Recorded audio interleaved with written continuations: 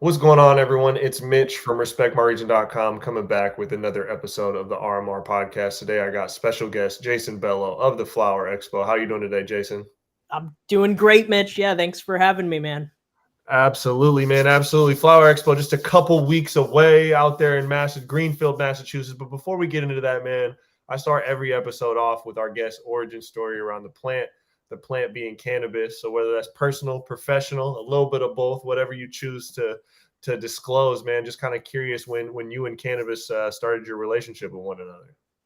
Absolutely. Yeah, it was always in the household. I mean, my dad grew 6 plants from the time I was like a little kid. So I've been around the plant for a long time and kind of was used to a lot of home grow growing up, but I'm from Vegas originally, so mostly smoking with friends and getting whatever I could off like the streets and stuff or whatever my dad spared me. The Vegas, I remember the early days of as a tourist going to Vegas and trying to buy weed on the street. There was some local people, a lot of people from all over, would come to Vegas, be in that tourist area, and just try to hustle some bags on the street. Absolutely, yeah, we'd see all sorts of stuff for sure. That's kind of the Vegas way, man. So obviously, you said you grew up in Vegas, and then I know you spent some time out in California before moving to Massachusetts, where your family also has some roots. How long were you in California? I lived in California for probably like 6 years. I moved there for college. I went to USC, also my dad's alma mater. And then really I studied real estate and business, but I kind of always had like an interest in being one of the first people in the cannabis industry. So I really chased that. I interned at a couple of companies at Hall of Flowers and Green Street and Source Cannabis as well before kind of starting this project. Yeah, and that's obviously, like you said, your pops was around cannabis, and I know he's an entrepreneur in the space as well. At what point did it go from kind of in your guys', whether it was you or pops first? I mean, obviously your pops first, but looking at that of just seeing this being something you said he grew, early on, but then seeing it turn into an industry and be like, oh shit, we can actually do business here and not just like a hobby. I mean, I've been fortunate to kind of obviously grow up with my dad as obviously a parent, as like a friend, and like one of my greatest mentors. So what I would say, whatever I follow my dad into, I'm probably going to have success in, which I'm blessed and I thank him for. But he kind of had an improbable route into cannabis. He was always an enthusiast, and I think he smoked since he was a little kid practically. But he worked for God, like 30 years at the Venetian, which is big hotel group in Vegas. He launched some hotels in Macau and Singapore. And kind of, I guess in the early days too, he's part of Comdex, which became CES. It's one of the biggest computer trade shows in the world now. But he retired from kind of that Fortune 500 corporate world and was bored and retired. He bought a dispensary in Bend, Oregon at one point, and then started a grow up in Temecula, that California, that got shut down. So kind of all over the place until he teamed up with just a couple of, geniuses, and Danny Diamondstein at Hall of, he did Liberty Show before Hall of Flowers, and Aaron Levant, who made Complex Con and got Agenda before that. And so it was kind of the culmination of a couple great people's, coming together and creating that show. Which has obviously been a breeding ground, not just for products, like a format of events, but I think a lot of people in cannabis have looked at Hall of Flowers for inspiration, just in terms of the format and California really leading the charge in cannabis, whether it's culture or business wise.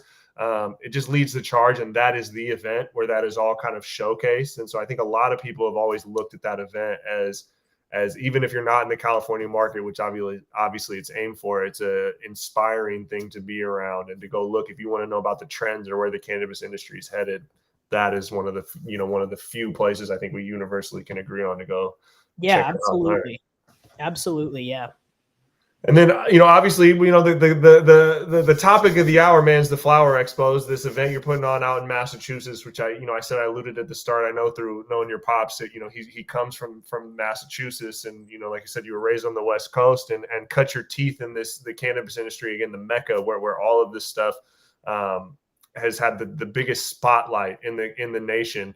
But a lot of people don't really know when you talk about the Northeast when it comes to cannabis legalization. Everyone kind of gets real glossy-eyed over New York and maybe gets New Jersey because it's in the mix, but people haven't really had quite the eye on Massachusetts. And I've been out there, I think, 4 times now, and you have a completely online rec market that's been online for a couple years. Obviously, COVID was the first couple years of that, so it's kind of a weird, while the market's mature, it had a couple years that weren't normal, if you will. But we're just seeing a couple years of normalcy out there. Why did you choose Massachusetts as a market to bring the Flower Expo and put on an event out there? I mean, at the heart of it, yeah, it's like you said, it's the most mature, one of the most mature markets, and probably the most on the East Coast. It's the best weed for sure. But no, really, I mean, it's just the most amount of operators, and really, like, what my show is, it's a show for the operators. I think I designed it in, the intent of kind of solving like the issue and the probably core mission that companies are after, and that's really just getting into more stores. I mean, too, I worked with you when I was at Source Cannabis. I understand, the trials and tribulations of an operator trying to go out and sell cannabis. And really, I just found that for the average company, it's such a large expenditure to do PADs and send your sales rep on the road and make cold calls, and the entire process, it gets very costly. So my goal with this show is just introduce the most amount of retail dispensary owners and managers to brands in the least amount of time. Just put everybody into the same environment for 2 days, and the goal of my show is that in 2 days you're going to hit more stores than you can hit in probably a year. And that's something, my business partner, Joey, who I know, has been on the sales cycle forever. Yeah. And he puts a high value on events like Hall of Flowers, simply due to the fact that if you have a state, getting around that state, gas wise, mileage wise, time wise, and then you talk about driving cross state, there's hotels in there, right? It's expensive to send your sales reps out there to do that. And how many doors especially if you're driving, how many stores are you able to hit in a day, right? Like maybe, the good day, maybe more than 8, but I'd say 8 is a decent grind day, right? Exactly. But you get into an event like Believe that. me, I've done it. Yeah. Yeah. So I've done a little bit of it, not as much. I got some of those days coming up. And I know, soon. I see Joey on the road, dude. I know. But it's expensive from the business side, right? It's expensive to pay that sales staff and that's not commission for getting orders, right? That's just simply meeting people, shaking hands, popping in on them, whether it's saying hi to a cold account or an existing account to just build that bond. And so being able to have a platform where you're able to hit 15 to 20 buyers or stores in a single day and do that in 2 days, right? It saves significant money from an operator standpoint. Honestly, this is the most cost-effective way if you're a brand to meet the most amount of buyers in the least amount of time. I mean, it just makes sense. And I think it's funny when I explain our concept to a lot of people too. It's like they almost don't get it, and then it finally hits, and they're like, "Oh my God, why am I not in this? Sign me up." Yeah. And stores don't even understand that they're coming for free. So it's the best part of it. Yeah, and and it's not always like when you look at some of those events and you think about, and I always try and tell people this, whether it's Hall of Flowers, we're talking about Flower Expo, any event like, a B2B event like that, when people talk about, well, what's the ROI being involved? I always break it down to kind of what we're just saying. Well, you're going to spend this money to meet these people anyways, and you're probably not going to sweat that process with ROI. You're just going to view it as a straight expense account. And whatever that expense is probably more than the cost of being a part of this event. So you could technically be saving money out the gate without even worrying about ROI. But then when you look at ROI, it's about, like you said, getting in front of the buyers. And there's 2 different things. Closing a deal, great. That proves ROI. But also getting that buyer that's maybe been ducking your phone calls or ducking those emails to even just tell you no face to face and know why. That gives Right. you, okay, hey, let's stop wasting time and resources on contacting that, or hey, they only want to work with us if we have X, Y, and Z set up over here. So until we have that, we're not, once we have that, then we'll reach back out, right? And there's just a big power in Yeah. Getting, whether even if it's not a sale, getting that no and getting that feedback face Right. to face. It's Yeah. crucial, man.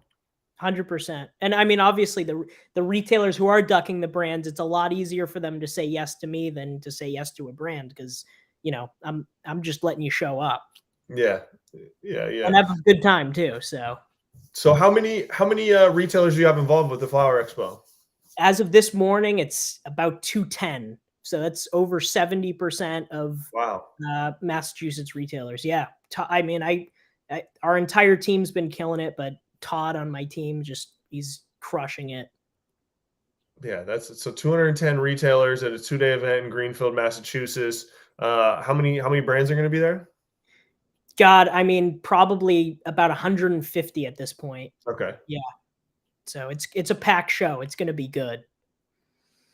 And then this is like, I understand it, but if you can kind of give the format, the understanding of why this is at, a little bit out of the metro area, right, out on the fairgrounds, like what was the thought process of having the Yeah, event I at that? mean, it's all based around consumption and sampling. I mean, that's the whole point, is that we want you to be able to actually touch the product and smoke it and get your hands on it. So, we're following obviously Massachusetts compliance laws of possession and everything about gifting, but it's gonna be great. I mean, it's the only opportunity at this scale, at least in Massachusetts, where you're going to be able to sample product with this many brands and dispensaries in attendance.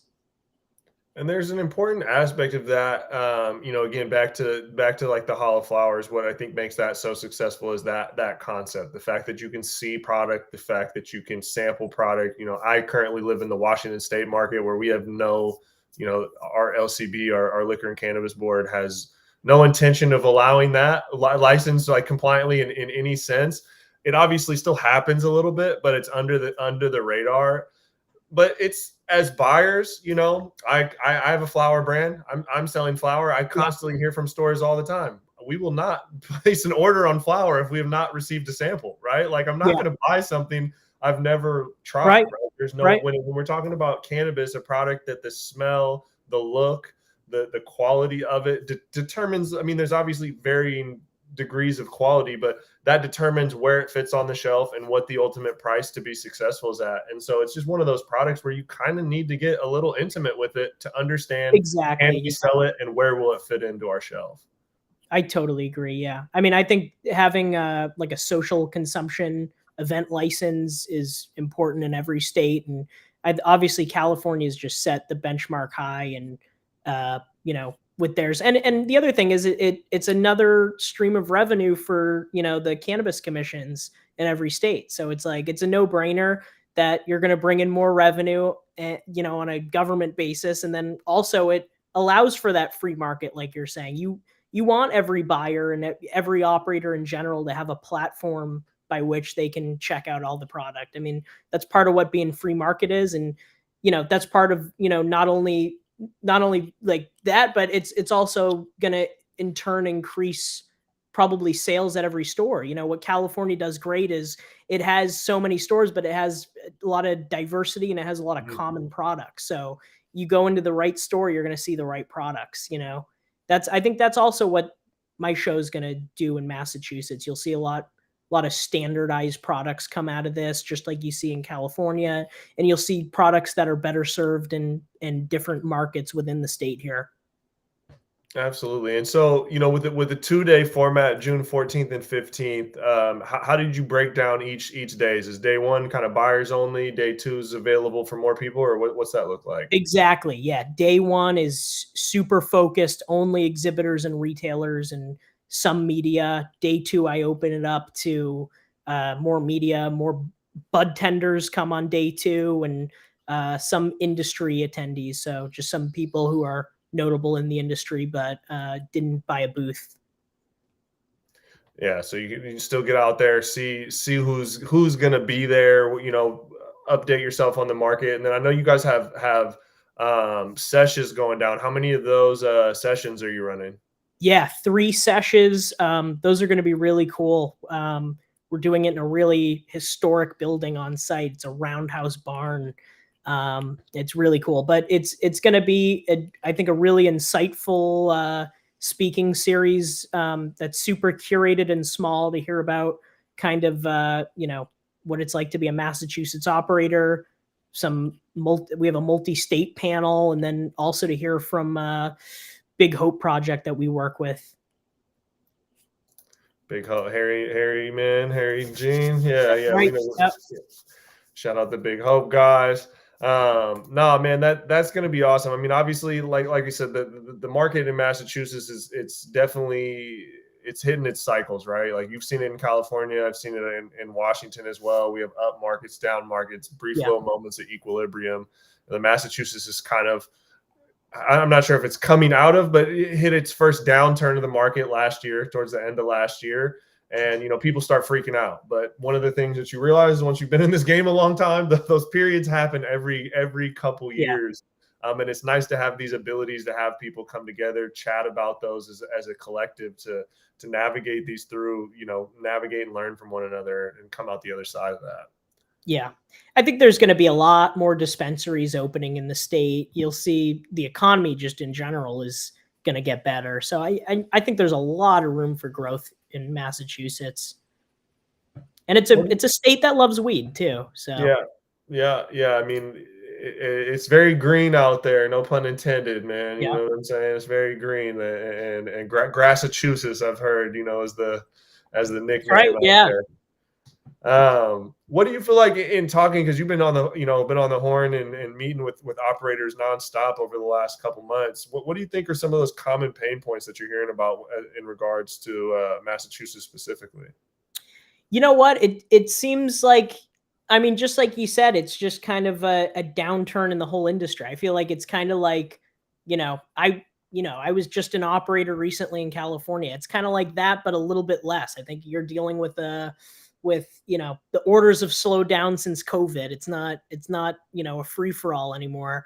I think there's difficulties with accounts paying still. I think it's just a difficult time, but I think things will continue to get better. And in general, it's just, like I said, the biggest thing is you just, as a listen, every cannabis company is a sales driven organization. They just need to get in front of new buyers and understand where their product's going to do best. I've experienced plenty of times where, at Source, we were selling kind of higher quality weed, right? We were selling organic soil grown big nugs in eighth form. That's something that was at a $60 to $70 price point out the door, right? So of course we were going to do better in some shops and not do great in others. And eventually we realized that, and we started picking our accounts. So I think an event like this is going to give you the opportunity to meet the buyers you want to meet and put your product on in the areas that it's going to sell the best. That's how you maximize your returns and maximize the amount of cannabis being pushed in the state. That's, I mean, that ecosystem of the brand and store, the store that's able to sell a brand Yeah. at whatever the cadence is, right? For some people, it's going to be volume. At some people, it would be lesser volume. But that relationship being a working machine is just imperative to success. And something that we Yeah. constantly see in cannabis is just this sales driven, sell, get on, open new doors, but it's not always, like you're saying, the right doors. And that's something that, Right. that this platform can allow people to talk, to understand what accounts of theirs are truly the right doors, and then how to model that and understand what are some of the other things that those stores have in common besides their product moving there, and then starting to find other accounts and hunt and peck like that, rather than, hey, Yeah. let's get on every store shelf we can. Let's get on all of the right stores. Yeah. You're right. Yeah. Lean periods like this are important for a business to kind of understand the most efficient way and the best way to sell and conduct business. So I think this is great. I think people are going to learn how to succeed, and everybody will come out of it a lot stronger.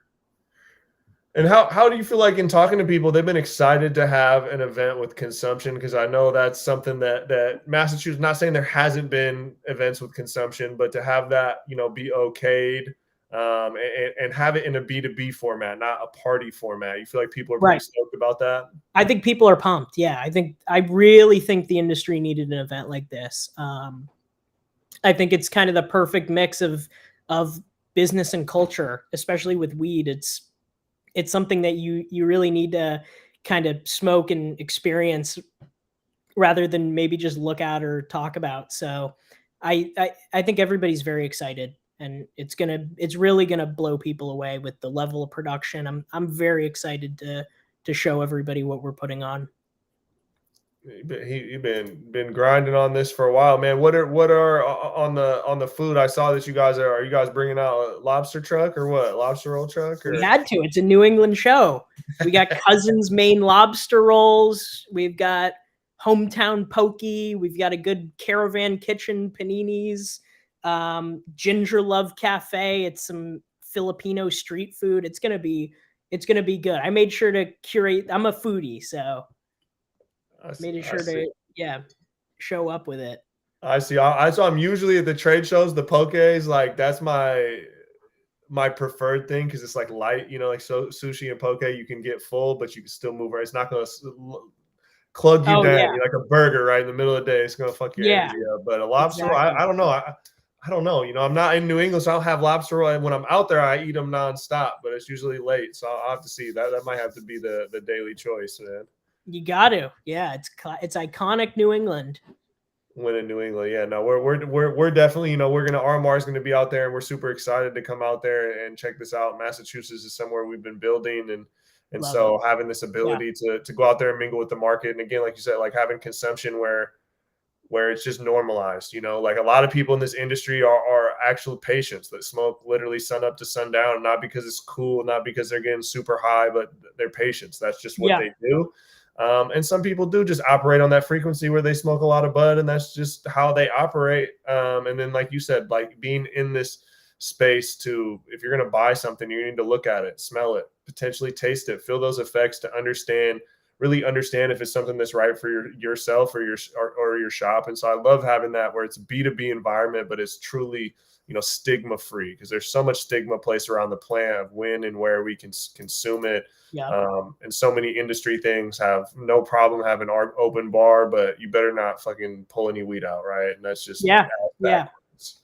No, and luckily too, the town we're doing the event in is really cool. I mean, it's Greenfield, Mass, on the west side. It's in the Berkshires, which is really kind of it's almost like the Emerald Triangle of Massachusetts, where that's where a lot of the grow culture comes from. There's a lot of outdoor grows out there.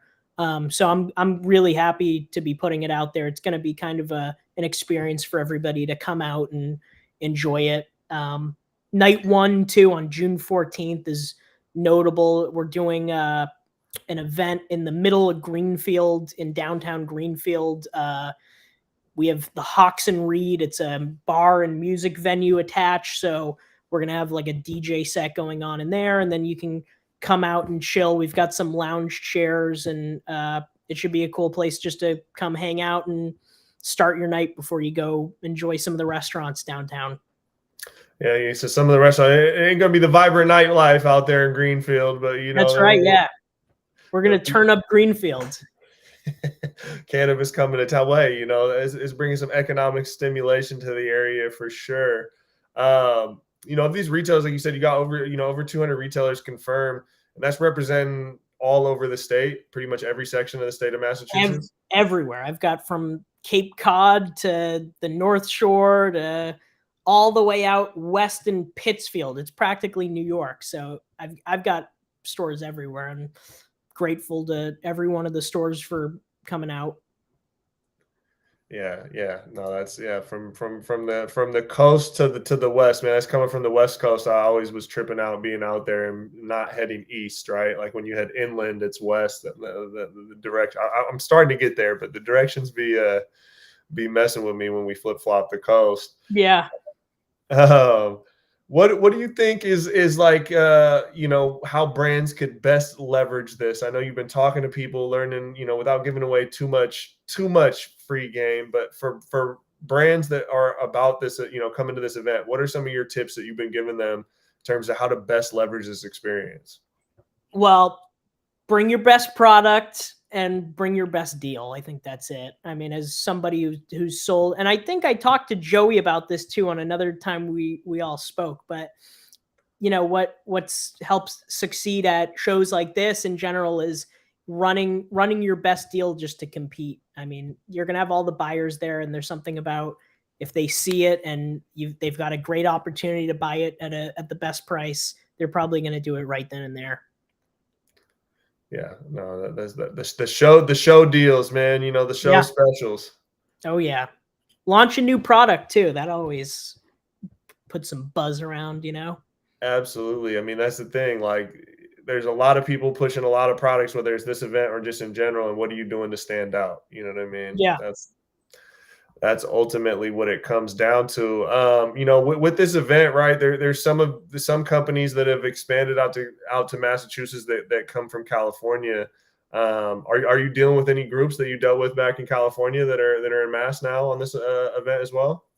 Yeah, I am. And I continue to get so many people who are interested now in coming into the industry just because I knew a lot of people in California who were like, hook me up with a manufacturing partner, and we've gotten a few in the works. So I'm Mhm. happy to see people coming out here. But I mean, God, I mean, Holistic Industries who do you know Jerry Garcia handpicked, um, Green Monk. God, packs, they're everywhere. I mean, we've got a bunch. So I'm glad to see, yeah, I'm glad to see a lot of like staple big brands seeing that as a destination state for sure. Yeah, I mean, it's like we were saying earlier, everyone's had their eyes on a New York, but New York's barely operational. There's like under 10 Yeah. dispensaries, and you know, there's been a lot of people missing the mark on Massachusetts. So I'm Yeah. definitely excited that this Flower Expo that you're putting on is hopefully going to be shining that beacon a little bit to everyone else and letting them know, hey, there's a market Yeah. out here, it's thriving. You got Yeah. to I come out mean, here New and check York this will out. come. It's just not mature yet. Yeah. You need to if you're an MSO, look to the mature markets. That's where you're gonna do well. Absolutely, man. Absolutely. And you know, would you say again, obviously in California there's some vertically integrated companies, but would you say in Massachusetts there's more vertically integrated, like vertical integration is more common speak than in the West Absolutely. Coast? Yeah. I mean, what's great about Massachusetts is they cap the amount of retail stores you can own at 3. So you see a lot of people with, 1 to 3 stores. Everybody's got a cultivation, and it just seems like there's a lot of brands that are just providing very good quality. So that's what I like about it. It's spread out. It's a little more even. Because California, you see like a couple of brands right at the top, and then it's a race to the bottom. You know, Mhm. Mhm. but Yeah, yeah. night it's spread out here for sure. There's a lot of good quality. And you got a little bit, I mean, just like California too, you also the state across the state of Massachusetts, you got different pockets. Boston is Boston, but then you go a Yep, little bit, you know, the Cape is its own world. Out there in the Berkshires, it's a little bit different, right? The culture is different, the speed is different. And exactly. that enables with that 1 to 3 stores, right? That enables more smaller businesses, if you will, which then can cater to kind of each specific area rather than just to copy and paste to apply to everyone. Exactly. Yeah. Which one of these brands are you most excited? I mean, I don't want it's not saying anything negative about the other ones, but are there any brands you're super Most stoked to check excited. out what they're I'm gonna bringing? get flack from no. Honestly, dude, everybody. I'm really pumped about everybody being in this. I gotta say, the show is not possible without every single exhibitor who partnered with me. So I'm grateful for every single exhibitor that is taking a shot with their money and their marketing budget, and that's why I feel all the responsibility to come through for them. Well, I say, you know, I think experience, because I know that's a big word in like the marketing materials, is looking to provide more of experience, not just an event. And then being out there for NECAN, I know you guys threw the mixer at Fenway, which was undoubtedly an experience in itself, man. So I think that probably generated some positive buzz for you guys in terms of taking this a little bit of a different Yeah. direction bringing That some was elevation to it. that was good timing. Yeah. And Blaze, thank you, the POS partner, for throwing that with us. But yeah, it was that was a great event, and I think it was kind of a taste of a fun kind of social experience, like you said. That was for sure an experience, man. That was for sure looking out over the field and just mixing and mingling in the cannabis industry. You know, that's that we don't get opportunities to do it like that, and to feel cannabis normalized, right? And that's why I Yeah. think this platform is something that you guys, from early when you started talking about this, are committed to doing, and providing a safe space, safe and compliant space for consumption. Just provides that experience to be around this plant and fully immerse yourself in the industry in just like the normal way possible. But it's centered around business. Again, it's not a Yeah. party. You No, know what I mean? exactly. It's centered around business. And that's what some people don't realize is, like, it's not a huge event. This is not going to be like a couple thousand people. It's going to be like 1,000 at the most, you know what I mean? And but the thing is, everybody's quality. You're going to walk away, especially from day one, with a lot of quality conversations that lead to business. Man, and that's where people gauge events, right? Like if you look at an MJ BizCon, that's the epicenter of just the industry. It's overwhelming. The fucking show floor is so big. There's no way you could check out Yeah. every booth. There's no way you could Right. talk to every person, even in a small section, right? So it's like the size and scale of whether it's 20,000, 40,000, doesn't matter. You're only Yeah. talking to maybe, Right. I usually say for me, I'm talking to about 40 to 60 people per event, whether it's a 2-day event, 3-day event. That's Yeah. about, and that's being in the grind. That's probably about beyond just saying hi and bye to people I already know, right? I'm probably only getting about 40, 60 people. Yeah. And I'm probably getting only in the 25 to 30 like new conversations that I come home and I'm really trying to follow Yeah. up on. And that doesn't matter if there's 100,000 people there or there's only 100 people there. I'm only going to walk away with that much. And so it's about, for me, when I go work events, it's always about, quickly qualifying who I want to talk to, trying to talk to those people, build some sort of relationship, get something where they remember me, and make sure I do my part in remembering them so I can follow up with them later. Absolutely. I think that's the most important thing, as much as people, talk about all these lead gathering things and buying lists and stuff. I think it's just about going to a hyper focused trade show like this and having quality conversations.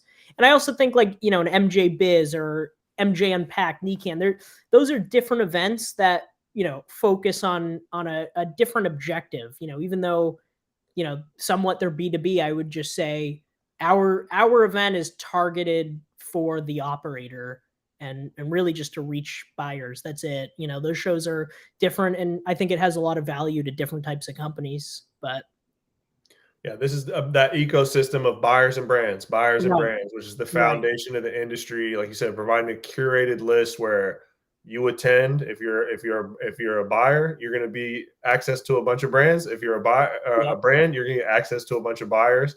Highly curated. You don't have to worry about who this person is or where they're at. It's like these type of events. I always tell people, if you're there, throw a rock. Whoever it hits, that's probably a good person to talk to. exactly, yeah. Yeah. So no, man, we're super excited to get out there. It's going to be June 14th, 15th, Greenfield, Massachusetts, 10 a.m. to 5 p.m. both of those days. Franklin County Fairgrounds, out in Massachusetts, checking out the Massachusetts market, man. We're super excited to get there. For everyone else that wants more information, theflowerexpo.com. Anything else you want to plug, Jason, before we get you up out of here, man? That's it. Thank you so much for having me. I really appreciate it. 100, man. We appreciate you guys. We're looking forward to get back out there in just a couple short weeks, checking out the mass market. We're flying in and out of Boston, so we're gonna do a little bit of driving around the state, checking out some dispensaries while we're out there, Love it. rocking out with a couple different companies. But we're there 10 to 5 both days, man. We're ready to rock. Love it.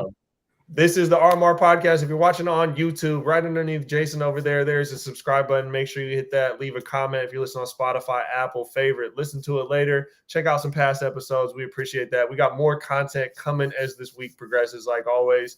Appreciate everyone for tuning in. We'll be back with more.